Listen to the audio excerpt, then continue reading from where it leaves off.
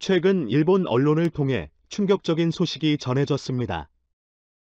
바로 도요타 계열사 지분을 한국의 현대자동차가 완전히 인수한다는 내용의 보도였는데요. 슈칸켄자이를 통해 알려진 이 소식에 많은 이들이 충격을 받았습니다. 특히 이제까지 한국을 무시하며 자동차 분야에서 자존심을 내세우던 일본은 현대자동차의 위상과 세계 시장에서 완전히 뒤바뀐 한국과 일본의 처지에 충격을 받았다고 합니다. 서서히 무너지고 있는 도요타의 현 상황에 많은 일본인들이 공포에 빠졌다고 하는데요. 그와 반대로 서서히 세계 시장을 장악하고 있는 대한민국 현대자동차의 위상에 대해 지금부터 자세하게 설명해 드리겠습니다. 주문을 했는데 왜 받지를 못하는 거야? 고객의 항의에 판매 직원은 연신 고개를 숙여야 했습니다.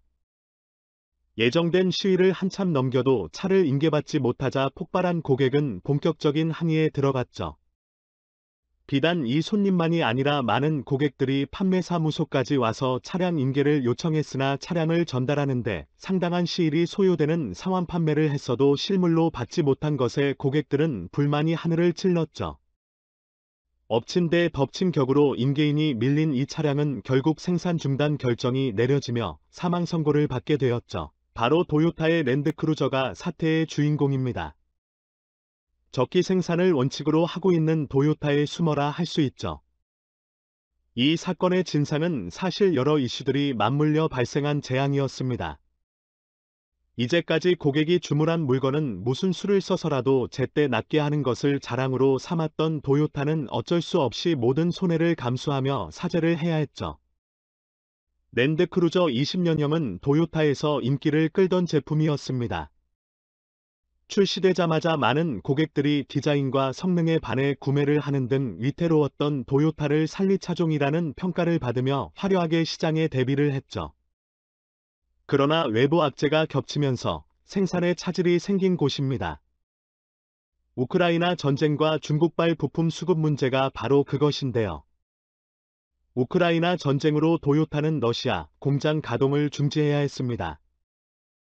도요타는 결국 눈물을 머금고 모든 생산과 판매망을 철수했죠. 부지가 싼 러시아를 중심으로 서유럽과 동유럽 등 판매망을 확충해 유럽 진출을 계획하던 도요타 입장에서는 러시아 전쟁으로 인한 피해가 막대했습니다. 궁전 생산이 막히면서 계속된 적자를 매일 감당해야 했죠. 게다가 일본 정부도 러시아 정부와 척을 지며 미국의 편을 들었기에 러시아는 일본 기업들을 봐줄 생각이 없었습니다. 오히려 도요타를 비롯한 자동차 업계에 대해 세금을 부과하거나 범칙금을 부과하며 일본 기업 내쫓기에 열을 올렸죠. 결국 국제관계의 희생양이 된 도요타는 아무런 변호도 못하고 손해를 그대로 감수해야 했습니다. 거기에 도해 중국에서 벌어진 부품 수급 문제도 도요타를 위기로 몰아갔습니다. 코로나 바이러스로 인해 도요타 공장에 위치한 상하이 인근 지역과 청두 지역 공장이 지역 봉쇄로 멈추는 바람에 도요타 자동차는 필요한 핵심 부품을 받지 못하게 되었습니다. 중국 정부는 물류 이동에 있어 엄격한 통제를 가했고 정부 시책에 저항할 수 없었던 도요타는 통제를 수용, 대부분의 손해를 떠안아야 했죠. 러시아의 경우 유럽 시장에 타격을 입은 사건이었지만 중국의 부품망 통제는 도요타 전체를 뒤흔들 정도로 큰 사건이었습니다. 주요 부품 대부분을 중국에서 수입하는 도요타였기에 지체된 만큼 납기일이 늦어질 수밖에 없었기 때문이죠. 2011년 통계에 따르면 일본 전체 자동차 부품 수입액은 총 8,194억엔에 해당하는데요. 이 중 중국에서 부품을 수입하는 수입 100만 3,227억 엔입니다.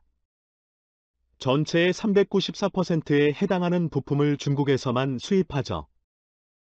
심지어 코로나로 인한 공장 폐쇄만 있었던 곳이 아니라 스촨성에서 벌어진 가뭄 역시 도요타를 옥죄였습니다. 폭염과 가뭄에 상당히 취약한 스촨성 도요타 공장은 기후변화에 있어 취약점을 그대로 드러냈는데요.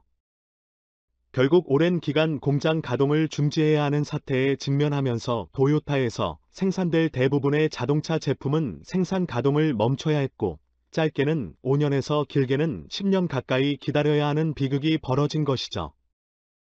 게다가 도요타를 위태롭게 만드는 일은 이것만이 아니었습니다. 세계적인 트렌드 변화와 대규모 리콜 사태 등 도요타 내부적인 문제점도 부각되면서 도요타 신화는 흔들리기 시작했습니다. 테슬라의 전기차가 비약적인 성장을 거듭하고 있고 대부분의 차량이 전기차 시장으로 넘어가는 가운데 도요타는 기존 내연기관 시장에 집착하는 모습을 보였습니다. 전기차 시대를 대비해 미리 전기차를 만들어야 한다는 외부의 비난에도 불구하고 도요타는 자신이 잘하는 것에 집중하는 구태의연한 사고방식을 버리지 않았죠. 이는 도요타의 철학인 일수, 현명과도 밀접하게 닿아 있습니다. 주어진 자리에서 목숨을 걸고 임한다는 뜻의 일수현명 정신을 받은 일본은 내연기관 고급화와 성능 개량에 집착했습니다. 하지만 세계 시장의 흐름은 전기차로 넘어간 사와 현대와 기아도 내연기관 위주의 차량 제조에서 플랫폼 사업과 전기차 및 하이브리드 차량 제조로 전략을 바꾸면서 체질 개선을 꾀했죠. 결과적으로 도요타의 선택은 최악의 수였다는 것이 드러났습니다. 작년 도요타 전체 차량 생산은 857만 대로 전기차만 생산하는 테슬라는 93만 대를 기록하며 9배 이상 차를 생산했습니다. 그러나 매출과 수익 면에서 비교하면 격차가 확 줄어드는데요. 도요타의 매출은 테슬라보다 5배, 순이익은 4배 많았습니다. 많은 차량을 판매해도 수익 성면에서 테슬라에 미치지 못한다는 것을 의미하죠. 영업이익률로 비교하면 이 수치는 확연하게 드러납니다. 테슬라의 영업이익률은 21%로 도요타가 15를 기록한 것에 비해 1.6포인트 차이로 앞서 있다는 것을 확인할 수 있는데요. 결국 부랴부랴 전기차 시장 확대를 위해 투자에 나서는 등 점유율을 뺏기지 않기 위해 도요타도 체질 개선에 나섰습니다. 전기자동차용 배터리 생산 능력을 늘리기 위해 미국과 일본에 7조 원 가까운 비용을 투자한다고 발표도 했을 정도인데요. 전기차 개발도 서둘렀습니다. 테슬라는 물론이고 현대와 기어 등 치고 올라오는 기업들을 물리치기 위해 도요타는 자동차 제조사 노하우를 총동원해 전용 전기차 BZ4X 모델을 출시하기에 이르렀는데요.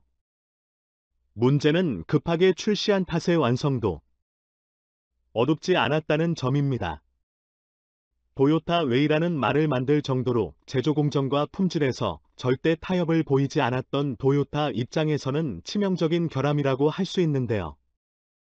처음에 도요타는 결함에 대해 부인하는 모습을 보이거나 도요타의 문제가 아닌 고객의 문제라고 둘러대는 행동을 보였습니다. 그러나 전기차 문제로 고객들의 원성이 높아지자 미국 언론들이 취재에 나섰고 도요타는 항복할 수밖에 없었죠. 결국 도요타는 자사 전기차 리콜을 선언하게 됩니다.